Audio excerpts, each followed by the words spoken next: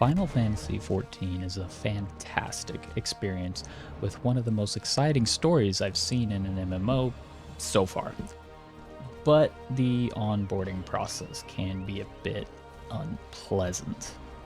Worry not, for I am a Sprout, and I will be showing you a few ways to make this janky introduction a tad smoother so that you can get to the good stuff. This is a Sprout's Guide to Final Fantasy XIV. Let's begin in the Settings tab, or, well, both of them that is. To be clear, this guide will be focused on quality of life settings, so we will be skipping over most of the hardware related options. However, there is one setting in particular that you must address before messing with any of the HUD design, as this will mess up any changes that you would have already made. That being your resolution, and possibly screen mode as well if you want to mess with that, which can be found in the system config menu. If you've ever tried to tab out to Discord or some such while using full screen, you may have this weird flickering effect where the screen goes totally black. Only way I found to fix this is to switch to borderless windowed instead, which comes with its own tiny little bug. You see, for some spaghetti code inflicted reason, you can't actually adjust the resolution when you set to borderless windowed, but you can change it under the windowed mode and the settings will carry over. So just set it to windowed, adjust the resolution to whatever you need it, and then switch it back over to borderless. And if you don't know your proper resolution already, the display settings on your computer should tell you. All that's left is to adjust the UI scale to your liking. Keep in mind that you can increase or decrease most of your HUD individually in the HUD editor. More on that later. What really matters here is the size of your menus, which you cannot change anywhere else. Things like the inventory, journal, character page, things like that. And if you try to set your UI scale higher than your resolution, it will just drop it down to the largest you can go, so there's not really a way to get it wrong. Once you've got that sorted out, we can move on to the HUD itself, but first I'll show you a few other tweaks that I highly recommend. First thing we'll adjust is the movement settings. This game is about 10 years old and definitely plays like it when you start it up. So all we're going to do is switch it over to legacy type and then rebind our move left and move right to A and D respectively. This also comes with a little benefit that when you tap S, instead of walking backwards, you will turn 180 and face away from the target, which can be very, very useful against certain boss mechanics. Once the little eyeball goes away, you can just hit attack and turn right back around, no problem.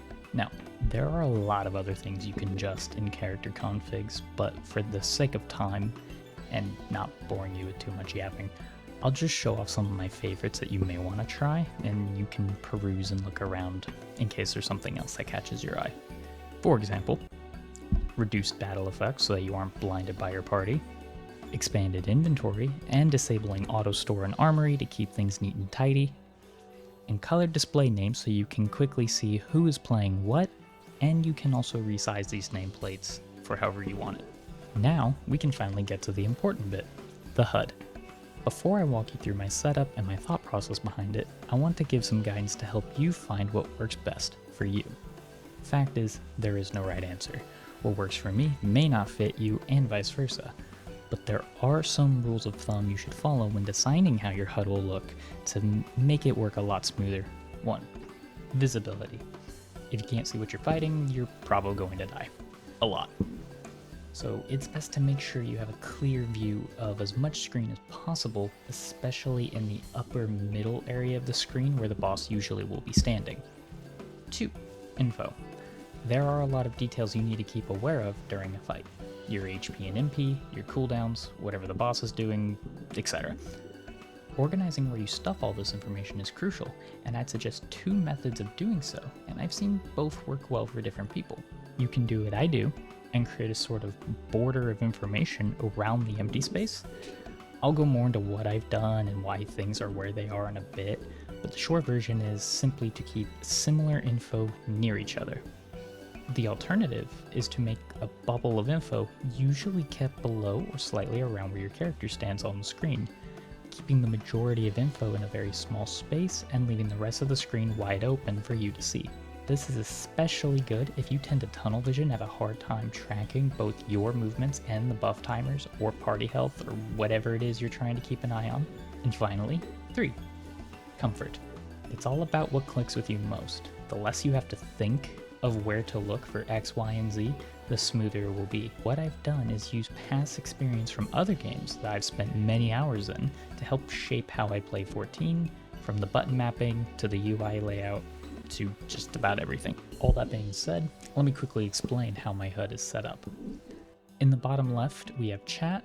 You can move this anywhere you'd like, by the way, just not in the HUD editor for some weird reason. But it feels at home here, and sneaking the XP bar under fit perfectly, and it's out of the way, but easy to see when I want to. In the top right is a lot of useful but unnecessary for combat information. Things that I may want to know at a glance, but most certainly don't care about when I'm busy trying not to be a floor mat. P.S. You can adjust how many quests show in the duty list in the character configs. Bottom right is where I put all my menus, including inventories, currencies, and a custom hotbar used to give me a few more useful menus just to click away, including my class swap buttons, which has been super useful and very easy to set up. What I've done here is turn my second and third HUD slots into hidden menus. After I finished tweaking my HUD around in slot 1, grabbed a few of the hotbars I wasn't using, make them hidden, copy and pasted over the slots 2 and 3, then unhid certain bars in those slots. After that, all that's left is to set up a macro. Now, if you've never messed with macros before, this may startle or intimidate you.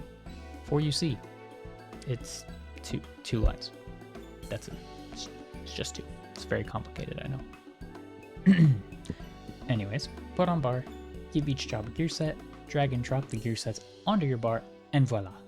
Easy job switch menu. PPS. You don't need to actually slot return or teleport, you can just hotkey them, like I've done here. 2 more bar slots freed up for you if you wish. Moving on to the top left corner is where I've stuffed all the party info, including the alliance lists as well as limit break, and a special hotbar setup specifically for my tank. I'm not going to go too far into detail on how that works, but I will show you on screen what the macros are in case you want to copy them. As for the middle column, on top is where I keep my target's info, from HP to debuffs to the casting progress bar, and on the bottom, below where my own character stands, is where I have my hotbars, class gauges, and buffs as well.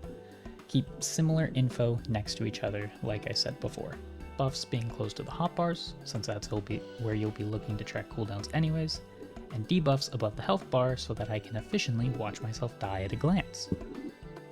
Enmity list is tucked to the side with plenty of room below it so it doesn't get in the way of anything no matter how full it gets. And now, job gauges. Oh boy, job gauges. So, first of all, you can absolutely switch these to simple mode if you want to save screen space, but that's lame and style points are everything. I like having the different classes visibly on screen. I'm not kidding, this is Final Fantasy XIV. Glam is literally the whole point of endgame. Where was I? Oh, right, job gauges. My advice, have a general idea where a gauge might go based on its shape in the HUD editor. See, you won't actually be able to see what gauges there are until you unlock them on the job you are planning, meaning you kind of have to plan ahead for where you're going to put them. Simplest way I've found is to have a spot in mind for each of the 3 shapes: vertical, horizontal, or boxy shaped gauges. Problem solved. When you unlock a new gauge, if it fits one of those 3, just put in its general spot. Unfortunately, there's a few more HUD elements that are hidden unless in certain content. PvP comes to mind mostly, and the only way to edit these is to open the editor in the instance. So best I can say is try to make the most of the pre-game lobby and move things around. Maybe have a plan before you go in. I really wish we could edit these outside the pre-game lobby. Square Enix, please. I beg you. Oh, sweet Heidelin, this script is getting long. Anyways, let's wrap this up. There is certainly more depth that I could go into, especially when it comes to button mapping, but I will leave it off here for now. Hopefully, this has helped make this decade-old MMO play a bit smoother for you. Now, if you'll excuse me, I'm gonna go figure out how to write an outro.